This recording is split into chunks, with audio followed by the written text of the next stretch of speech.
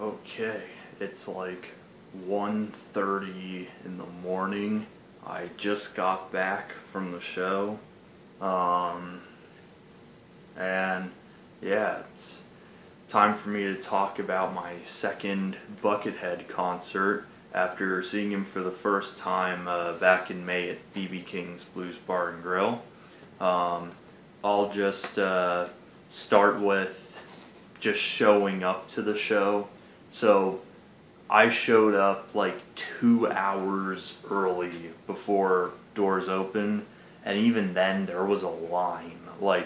There was like 20 people in front of me, and that's not including like the VIP reserved seats people who get in like, I don't know, like they get in like a half hour before everyone else. So because of that, I had to I managed to get like a second row spot, and one thing I do regret about BB King's now that I think about it is, since I'm about to get to it, I did not. I feel like I didn't really take any videos of Buckethead actually playing songs, so don't worry. I took a lot of videos of Buckethead actually playing during this concert, and I'll post links for the videos for those in the description. But anyways, yeah,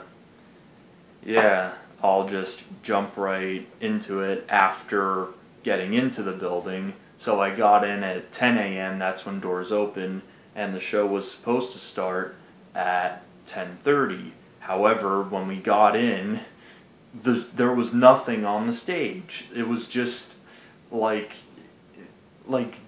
there was maybe like one amp there, and we're like, is everything set up behind the curtain? Because there's nothing on stage. But what do you know? Just right after we were thinking that, all the crew came in and started loading up amps and pedals and a bunch of other gear.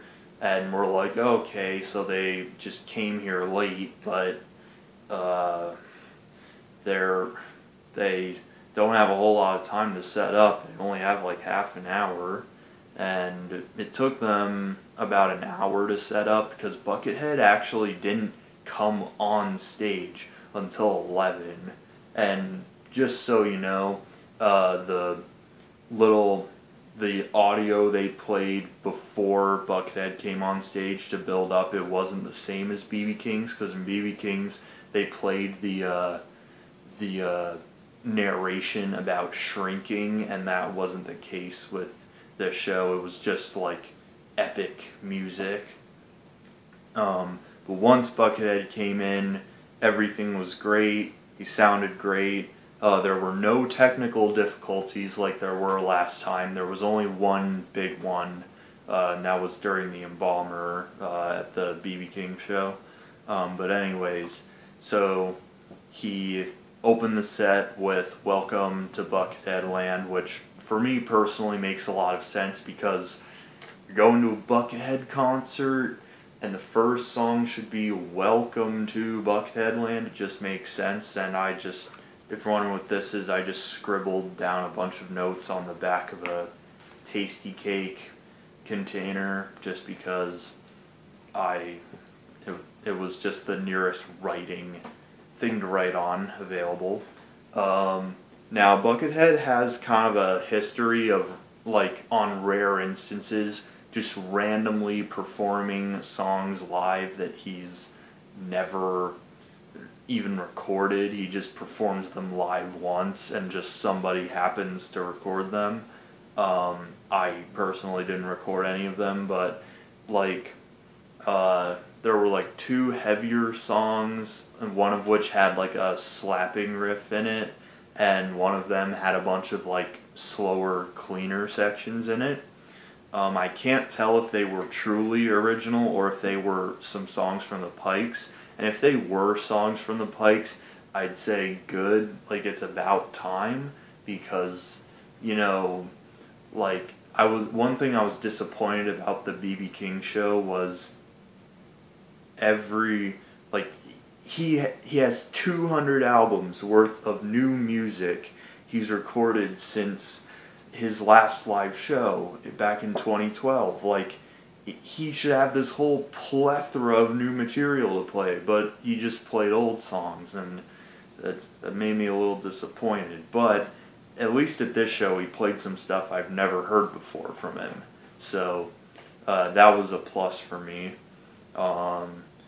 This is just a rough set list I have, and I don't have every song he played, but he played Jowls, which was awesome. He did not do Metamatic, the Kill Switch song where he hands out his guitar to everyone to hit the kill switch, and that made me a little sad too that I didn't get to do that this time. He played Siege Engine though, and that's quickly becoming one of my more favorite Buckethead songs. Night of the Slunk, and when he did the solo for Night of the Slunk, I noticed he did that like hammer-on thing you hear at the end of Golden Eyes on Pike 5. Like, you'll know what I'm talking about when you hear it. It's like that, like me making noise sounds nothing like a guitar, but you know what I mean. Then Buckethead's Toy Store was after that, and he actually cut the song short. Like, he literally just went up to his laptop, and he did not have the backing tracks on an iPod Nano this time. He had them on a Mac laptop, and he just like hit pause, and then he played Big Sur Moon, and he improvised a little bit on Big Sur Moon to make it go on a little longer. And then Want Some Slaw was next, which again, he literally paused and then played Hog Bitch Stomp, and then just resumed Want Some Slaw and finished the song.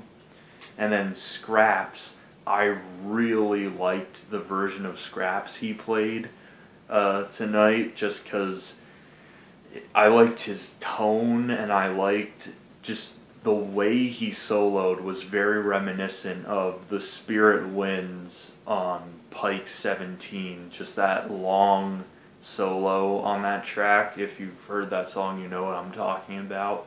Like, it was just very similar to that, and that style solo to the backing track of Scraps just sounded really cool to me. And then, I'll be honest here, the end was a letdown. Because one, the set was only 80 minutes. Actually, I'll get to that a little later. First of all, this is where I'm going to start complaining. Because, like, robot dance. He puts the foam fingers on. That's it. And then nunchucks, he's like, I'm done. Like, I'm like, come on, man. That was like, what, a grand total of like 20 seconds for both of those? That, if you see the video, you'll know what I mean. That just felt a little disappointing to me again. I don't know if it's just because he was tired or what. But at least with toys, I got 2 toys. Now, the first toy I got was a Teenage Mutant Ninja Turtles thing, like a card pack or something. I forget exactly what it was. And then the second thing I got was this Imaginext kit, which is like, I don't know, Legos, but for younger children.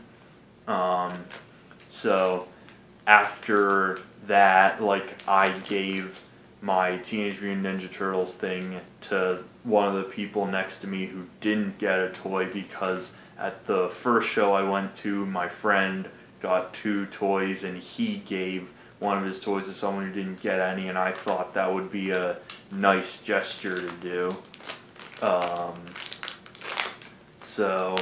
And also, just in case he wanted to exchange toys, and I swear he exchanged at least one thing that he took, I went to a Five Below before the show and just got this little grabber thing.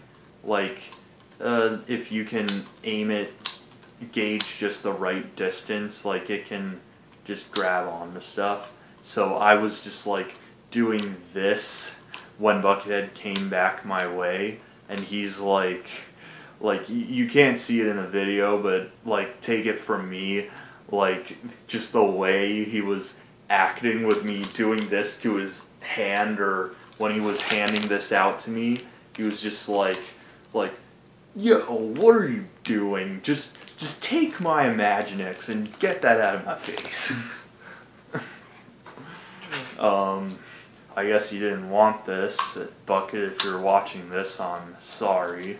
You didn't like my choice of toy. Yeah, but then after that, he just walked off. And then they turned the lights on and the security started breaking down the barrier.